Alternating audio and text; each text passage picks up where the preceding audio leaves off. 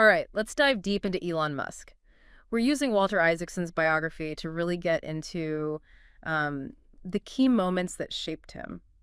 It's fascinating, right? It's not just like, oh, he's a self-made billionaire, but looking at how his past, especially with his dad, Errol, shaped him. Yeah, I mean, Isaacson really doesn't hold back in describing Errol, does he? It's not just like a strict parent. It's almost like he's going out of his way to be difficult with Elon.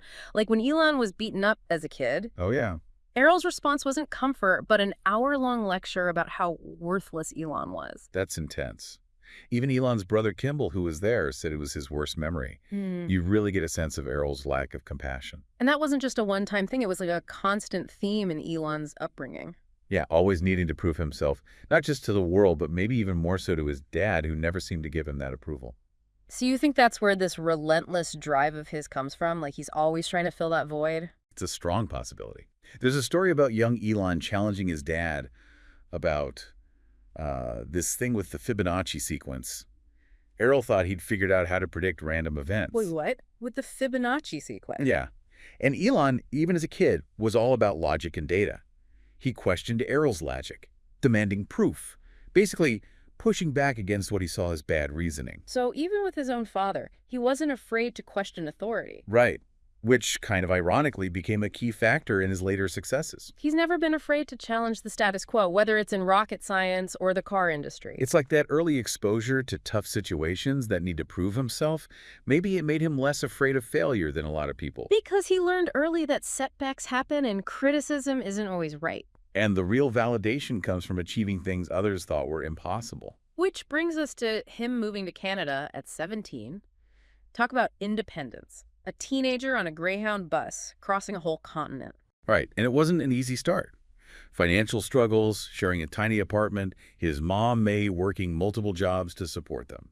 But May's really a key figure here, isn't she? She saw Elon's potential from so early on. Yeah, she even put him in nursery school early because she felt he needed that intellectual stimulation. Yeah. Always supported his ambitions. So his dad maybe pushed him with negativity, but his mom was the support system. Like, she saw the potential that others might have missed. Absolutely. And that duality, that mix of hardship and support, it really shaped Elon's personality. Which might explain why he's always looked for partners and employees who share his work ethic and that strong belief in his vision. Yeah, like recreating the dynamics that helped him succeed. Okay, so we've seen how his childhood, especially that complex relationship with his dad, shaped him. Let's move on to his early businesses, and that's where these traits really start to show, right? Definitely. Take Zip2, for example, his first company. Mid-90s, the internet's still new, and you've got this 24-year-old pitching online business directories with maps. It was groundbreaking. But I bet even venture capitalists couldn't quite grasp it. Some even told him just to sell it quick and make some money rather than believing in the bigger picture. Classic advice for someone who never takes the easy route. And of course, Elon ignores them. He keeps going and ends up selling Zip2 for, what was it, $307 million? Boom. A millionaire at 27.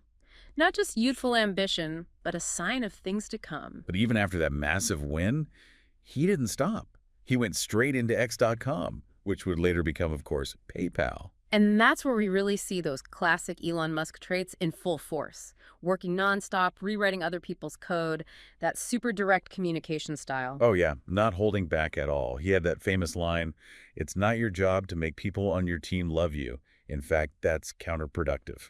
That pretty much sums it up, doesn't it? Some might say ruthless, others visionary, but it got results. But that same style also caused friction at PayPal, leading to him getting pushed out. Can you imagine getting removed from the company you built, and on your honeymoon no less? What a story. But even then, he bounced back. Turned that setback into fuel for his next venture. And speaking of next ventures, that's where things get really interesting. He could have retired, right? Enjoyed the millions. But nope, Elon had bigger plans. Much bigger. Space exploration and electric vehicles. Two of the most ambitious things you could possibly imagine. And he decided to tackle them both at the same time. I mean, it's insane, right? SpaceX and Tesla at basically the same time while recovering from malaria. Oh yeah, almost died from that too, by the way. It's like something out of a movie.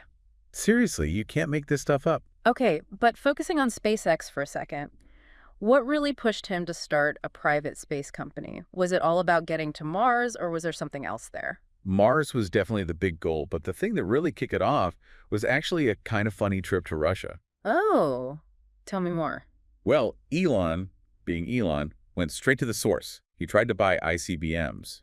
What? Intercontinental ballistic missiles? You're Yeah. kidding? Yep, totally serious. Wanted to use them for his Mars mission. I mean, bold move. Gotta give him that.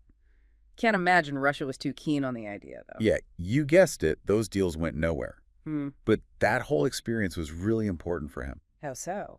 It made him realize that depending on other people using their systems wasn't going to get him to Mars. He had to build his own rockets from scratch. And that's where his first principles thinking comes in. Right? Exactly. He looked at the insane cost of building rockets the traditional way and said, nope. He broke it down to the basics, the materials, the engineering, and what he called the idiot index. Wait, the idiot index? What's that? It's basically all the unnecessary complexity and wasted effort that gets built into things because of, well, bad decisions. So basically inefficiencies. Yep, exactly. And Elon's whole thing was strip away all the assumptions, the accepted ways of doing things, and just start from scratch with the most basic question. What's the simplest, most logical way to build this thing? So he was challenging the way a whole industry had been doing things for decades. Pretty much. So naturally, people were skeptical. And then there were those early setbacks, those Falcon 1 launches that failed. 3 in a row. That must have been tough. Yeah, tons of pressure, financial strain. And that third failure, it was particularly rough because it had a special payload, the ashes of Scotty, one of their engineers. Oh, wow. It was a reminder that those big, ambitious goals, sometimes they come with a human cost, too. It's easy to forget about that when you're caught up in the excitement of space travel and innovation. Absolutely. Real people, real passion, driving all of it. Speaking of passion, let's talk about Tesla. Where did that whole thing come from? Why electric cars? At the heart of it, Elon really believed that electric cars could be more than just good for the environment. He thought they could be better than gas-powered cars in every way. Performance, looks, everything. Yep, the whole package. And he saw it as a chance to shake up a pretty stuck-in-its-ways industry, just like he was doing with SpaceX. So he teamed up with J.B. Straubel, this amazing engineer, and basically set out to prove everyone wrong. Their first car, the Tesla Roadster, was pretty much a Lotus Elise converted to electric. It was a statement, right? Yeah. Look, electric cars can be cool, ADD high performance. It definitely turned heads, but that was just the beginning.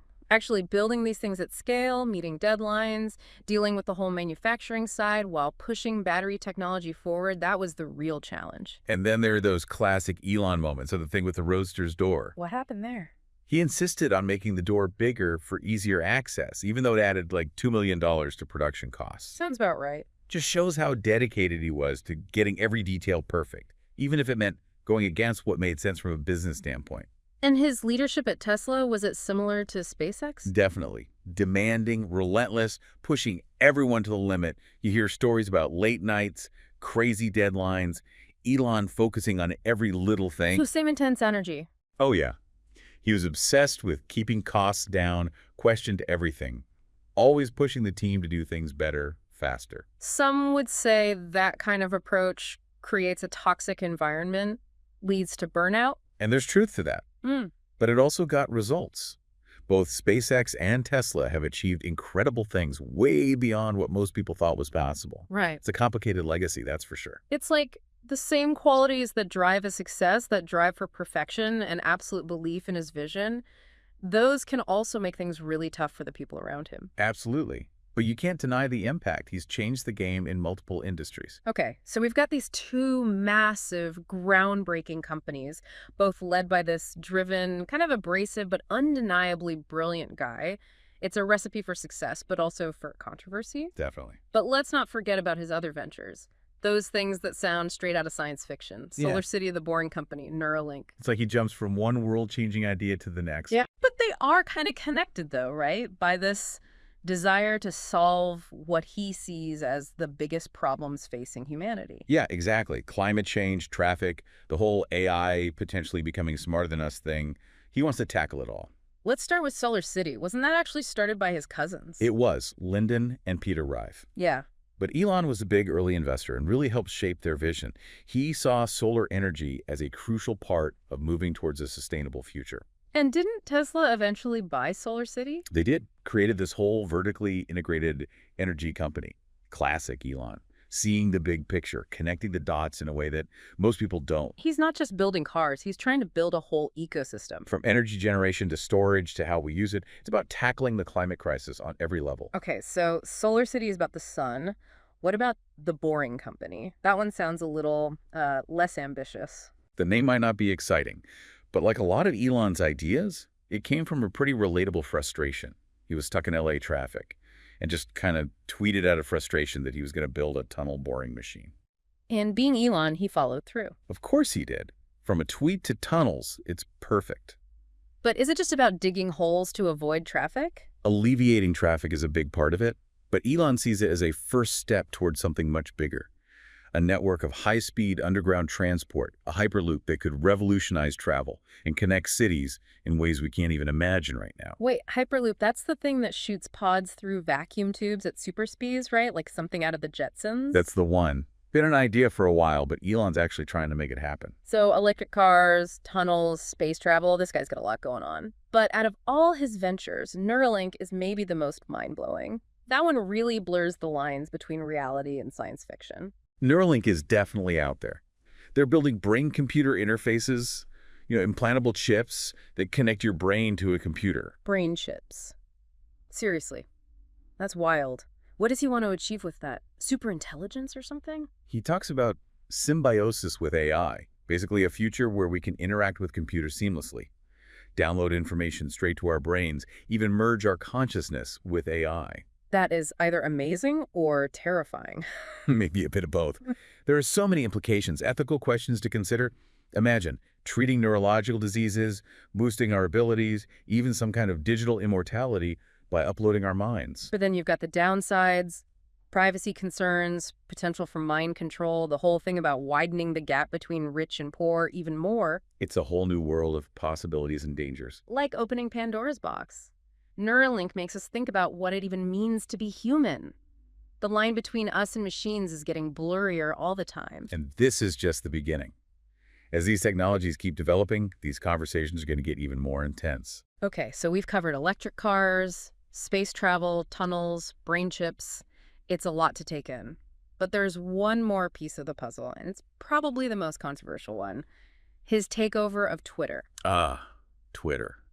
The digital town square, the battleground of ideas, and for Elon, a platform to share everything he's thinking, unfiltered. Yeah, it's kind of wild how Twitter, a place for quick updates, became like Elon's personal stage, right? All his ideas, frustrations, fights played out for everyone to see. Oh, for sure. Buying Twitter wasn't just business for him. It was a huge cultural thing, like this culmination of his obsession with the platform, which had already gotten him in hot water before. Oh, yeah. All those impulsive tweets, moving markets, starting arguments, even getting in trouble with the government, like that whole funding secured thing about taking Tesla private. Ugh, yeah. Big fine from the SEC for that one. Not to mention the damage to his reputation. It showed a pattern, didn't it? Like he says whatever's on his mind, no matter how big the consequences might be. Totally. Exciting and scary at the same time. Yeah. Depends who you ask, I guess. And his whole reasoning for buying Twitter was to protect free speech. He said it was the digital town square and was too censorious, especially towards conservatives. Yeah, and that resonated with some people, but also got a ton of pushback. Critics said his idea of free speech seemed kind of one-sided, and his actions didn't always match his words. Like suspending journalists who criticized him, bringing back accounts that spread misinformation. It felt like he was deciding what free speech meant, even though he owned a platform with billions of users. A lot of responsibility there. His time running Twitter was pretty chaotic, honestly. Mass layoffs, changing the rules all the time. Yeah. That whole blue checkmark mess. A lot of users and advertisers were not happy. It created this sense of what's he going to do next? That probably led to him stepping down as CEO. Maybe he thought he could just disrupt Twitter like he did with SpaceX or Tesla. But social media is different. That balance between free speech and being responsible of what's allowed on the platform is a lot trickier than he probably expected. So another example of that Elon paradox, right? His confidence that he can solve any problem can make him miss some of the human side of things. Absolutely. So where does that leave us? We've looked at his childhood, his businesses, his personal life, all the controversies. It's been a wild ride. But the big question is, what's his legacy going to be? Yeah, that's something people are going to be debating for a long time. I mean, he's obviously changed the world in a lot of ways. pushed technology forward in multiple industries, got people excited about space again. Show that what seems impossible can actually happen if you're brave enough, determined enough, and okay with taking some big risks. But he's also shown us the downsides of that kind of ambition, right? The importance of thinking about others, being humble, realizing that huge power comes with huge responsibility. It's a complicated picture for sure. Good and bad, genius and recklessness. Maybe that's the biggest takeaway from all of this. Elon makes us think about the contradictions in all of us. What do we value? What are we willing to sacrifice for progress? It's a messy process, and there are no easy answers. And on that note, we leave it to you, our listeners. What do you think Elon Musk's legacy will be? Hero. Cautionary tale. The answer is probably somewhere in between, and it's up to each of us to figure it out.